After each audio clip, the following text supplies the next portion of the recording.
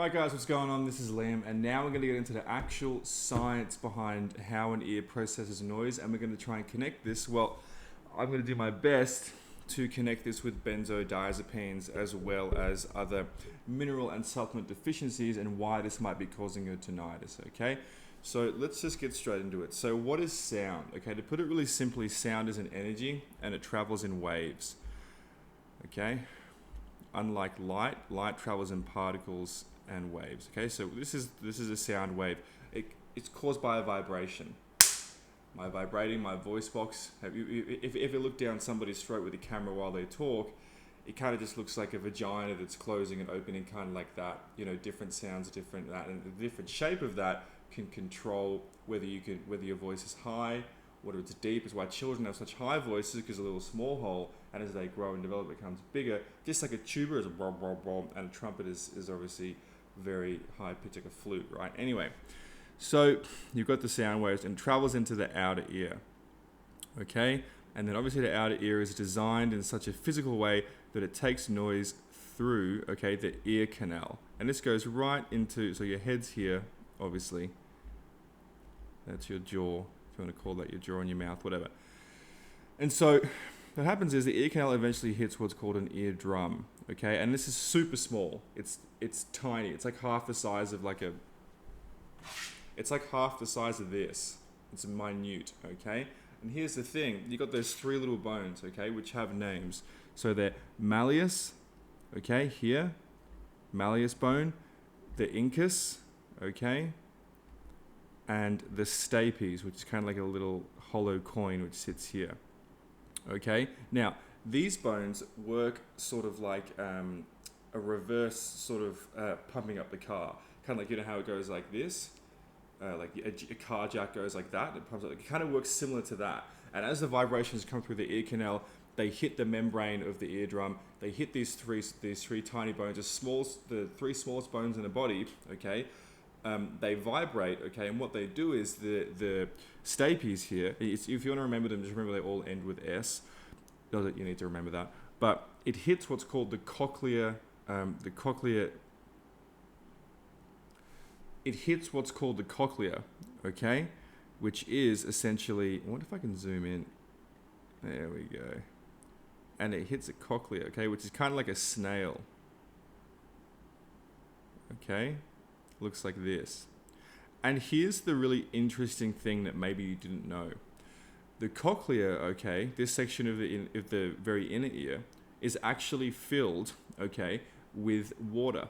More specifically, it's filled with endolymph, okay? Now, you always hear like, oh, well, you know, this is, you go and see a doctor and they'll go and assess you and they'll say, oh, well, you have hearing loss. You got high-end hearing loss. Or, because here's the thing. It goes, okay, different range of noise from high to low goes from one end of the cochlea to the other, depending once again of the width of the canal. Now there are different canals within the cochlea, but we're going to stick with the one with the hair cells in it. So how the hair cells work, bear with me here.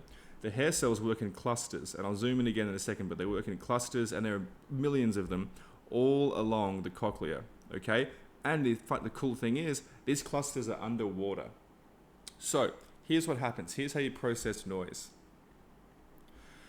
Vibrations go through the ear canal, and they cause the eardrum to wobble, kind of like a sheet of metal, right? And that pushes on the malleus, okay, which pushes on the incus and pushes on the stapes, and then that, like a jackknife, pushes onto a certain part of the cochlea, of which his name I don't know, and that causes vibrations to go through the water. Now here's the really cool thing.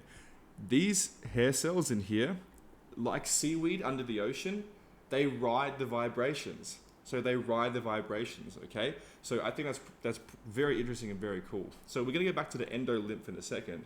And in terms of and we're going to relate that back to the hearing loss, but let's stick with benzodiazepines for now. So what happens here is that, let's just zoom right in. So we're going to grab this sucker here, this little cluster of hair cells, and we're going to just magnify it really like this, okay?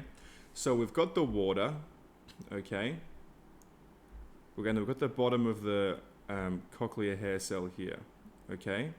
So what happens is you've got this little cluster of hair cells, right? And it looks like this. Here, like that. Obviously they're much more same level, but I just completely botched this. But you get the basic idea. You can Google this and look it up, okay? And then underneath, okay, down here is the neurotransmitter, okay? So this is all, let me just do so I really, this is all water, endolymph, okay? These are the hair cells, which aren't yellow, but well, I don't think anyone knows what color they are. Okay, and then this is the neurotransmitter. Okay, so what happens here? Okay, so let me break it down for you, and we'll relate this back to benzodiazepines in a second. So within the water, okay, is which is called endolymph. Okay, potassium and sodium. There's more of a level of potassium than there is of sodium. So what happens is the ions in the potassium, which are electronically charged, this is when the sound waves, the vibration of the water, causes the potassium ions, which live inside the cochlear hair cells, to rush down to the base here, go through its neurotransmitter, which is attached to it, and then send messages to the nerve, okay, that connects the ear to the brain, and then the phenomenon of hearing happens, and it goes into the brain here, and we'll get to the brain in a second. So let me say that again. The endolymph, okay, which is the water, vibration, vibration, vibration, and then electricity. Now remember, if you have too many dead cells cluttering up your body, the endoplasmic reticulum is also responsible, has a job here. So you need to fast to fix those cells, okay? If you have too many dead cells, this isn't going to work well, and you're going to have a sort of like it does, like you're trying to change, if you ride a motorbike or you drive a manual car, it's like if you're at a standstill and you put it in 5th gear and you try to go, it's going to go and just die and just stall on you because it's not the right amount of energy. Okay, so once again, the potassium, okay, in the endolymph, the ions rush down the hair cells, which are riding it like waves, and they combine with the movement of the hair cells. Okay, they're attracted to it because there's the biggest difference in electronic pulse between the potassium in the endolymph and the electronic pulse of the hair cells than any other part of the body, which shows you that there's a huge electronic reaction going on within the cochlea of the hair cell. Okay. The hair cell in the cochlea. So it goes down here and goes to the neurotransmitter, okay, and these neurotransmitters combine. Gonna make that red just to show how serious it is. They combine down here, okay, and they pass through and they turn into electricity right here. This is where it happens. Right here is when the sound waves turn electricity, and they pass through the brain, okay, and they go pass through the nerve and go to the brain. Now, here's the thing. Let's take a quick look at benzodiazepines. What do benzodiazepines do? So when you're looking at antidepressants like SSRIs or benzodiazepines or Zoloft, they're either inhibitory or they're excitatory. Now, why do they do that? First of all, any neurotransmitter is just that. It's inhibitory or excitatory, which means that it's trying to suppress something or it's trying to promote something. For example, it could be trying to promote melatonin in order for you to go to sleep. It could be trying to promote cortisol for you to wake up. I'm pretty sure there's millions of functions that neurotransmitters do, different functions. So when we look at benzodiazepines, what does it do? It inhibits GABA, which is it's targeting the brain. The neurotransmitters in the brain, which are inhibitory neurotransmitters and neurochemicals. So what does benzodiazepine do? It's supposed to calm you down. It promotes neurotransmitters that create GABA in the brain. GABA is very important. So what does that do? It's promoting the inhibitory function, okay, that inhibits excitement, okay? Makes sense? Now, benzodiazepines have not been well tested, not been well documented, and of course the results nearly all the time, not every time, result in tinnitus. So it's pretty It's potential, I think, anyway. First of all, when people with benzodiazepines follow my advice, most of them see an exceptional reduction in their tinnitus within weeks, as long as they follow my advice. Which is, it's like, okay, well, what's happening there? So first of all, they get off the benzodiazepines, which is very important. But secondly, I think what's causing it in the first place is firstly located in the brain, but I think there's a potential that it's also this drug, this toxic drug, because it's just a poison, it's all it is heading towards these neurotransmitters at the base of the hair cells and inhibiting them. Okay, so remember, because when you take an antidepressant, does it just do that one thing? Does it just, remember, antidepressant, it's supposed to get rid of the depression. It's not a pro-happy, it's antidepressant. But there's always side effects. There's always mood swings. There's always like happiness, there's depression, there's suicidal thoughts, and they're more common than you'd think. So obviously it's shown that these drugs have adverse effects, and they affect other parts of the brain other than those parts of the brain and the body that they're supposed to help, right? So it's not beyond belief that potentially these drugs could be spreading to the neurotransmitters that exist at the base of the hair cells and inhibiting the potassium ion from, sorry, not that section, but it could be inhibiting the neurotransmitters from actually spreading across to the nerve and sending the phenomenon of noise to the brain and causing noise. Now, if this happens, there could be a whole mess of things going on here, but it's also worth saying that this could be causing tinnitus simply because of the people who take benzodiazepines and get tinnitus straight like that. Now, here's another thing that's worth looking at too. Potassium, okay, causes such an array of health problems that it is ridiculous if you don't have enough. Now, where do people tell you to get your potassium? Excuse me. Bananas. That's what people will say. They'll say, go eat a banana, it's so full of potassium. But the unfortunate thing is that bananas have such a downside, such a high amount of sugar, that what happens is if you're taking potassium for, let's just say, brain function, which the brain needs potassium to function, you could take it, sure, but then the sugar is going to be metabolized into toxins, which are going to inhibit oxygen's flow to your brain. So therefore, you might be taking potassium, but you're fucking your brain and you're ruining your body in the process. Don't take bananas. I've seen that. It's just not a good idea. It really isn't a good idea. One of the best forms of potassium in a food that has no downside is bacon. So go for the bacon. Go for the grass-fed bacon. Lots of fat, lots of protein, lots of potassium in bacon.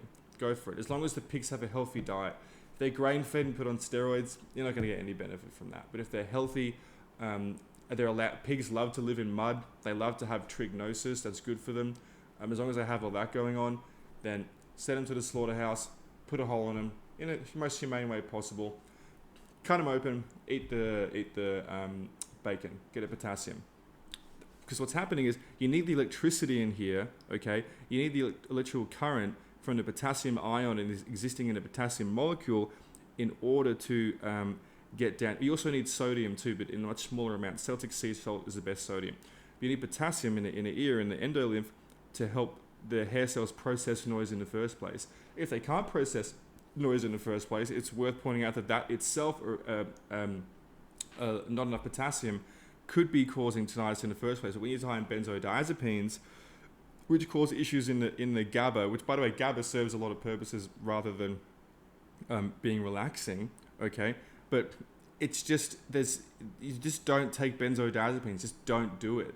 Just don't do it. Because, well, listen, think about that. Benzodiazepines, the point is obviously to inhibit GABA and promote GABA. Not inhibit it, sorry, but it's supposed to promote GABA, and GABA's role is to inhibit excitatory action. So it's supposed to be inhibitory. GABA is inhibitory. It's supposed to stop the excitatory neurotransmitters from going off. But at the same time, you're ruining this part. So you're completely messing up this part. You're inhibiting this as well, which is a big problem. So I believe that could be a big connection to benzodiazepine. Don't expect the study to come out or a clinical trial to come out. Just try it. So what's the other thing I've said here? Don't take benzodiazepines, okay? Supplement with potassium if you want to supplement it, okay? And eat bacon. That's really it. and also get your salts in too. So try this out. Just wanted to put this out there. And also, I just wanted to show you something. Okay, so this is something that somebody sent me yesterday about their tinnitus.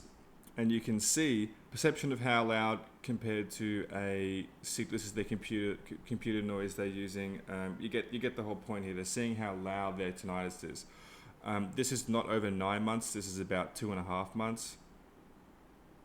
Okay, so you can see the eventual reduction here, and you can see when they start fasting more that it goes way down. Okay, and I believe this person is 60 years old. I believe they are, but you see the point here is when they start doing longer fasts and they get more autophagy and they start to heal the cells in their brain, the endoplasmic reticulum that works inside the inner ear, and there's all sorts of other problems as well in the body that people need to handle, that the tinnitus starts to go down. But see, that's over 2.5 months, so it's not a race. It can take a little bit of time, and you really need, I'll say it again, to grow some chest hair, for lack of better words. Like, you got to be a bit strong, because there's not going to be many people around you who are going to support you and who are going to really say like, yeah, you can do it. Like, not even really me, myself. Like, my main job is to put out this content, do research, and try and find better and better ways to solve this problem. That's what I do. I'm not a friend, I'm not a therapist, and I've never said I was going to be that. I'm not going to be that. That's not what I want to do with my time. You need to, I run all over the world by myself figuring this out. You can do it too. Don't go around the world, obviously, but you got to have that grit. You got to have that internal strength, and you're not going to feel good all the time. I didn't feel good any of those days. So just so you know, it is possible. Okay, this person's tinnitus is going down. Many people's tinnitus are going down. Many people message me to tell me it's completely gone. It's completely possible to get rid of tinnitus, regardless of how you got it, how old you are, how long you've had it for, what your doctor says, all that stuff. So take care. Hope this video shed some light on maybe some people with benzodiazepines induced tinnitus. Talk soon.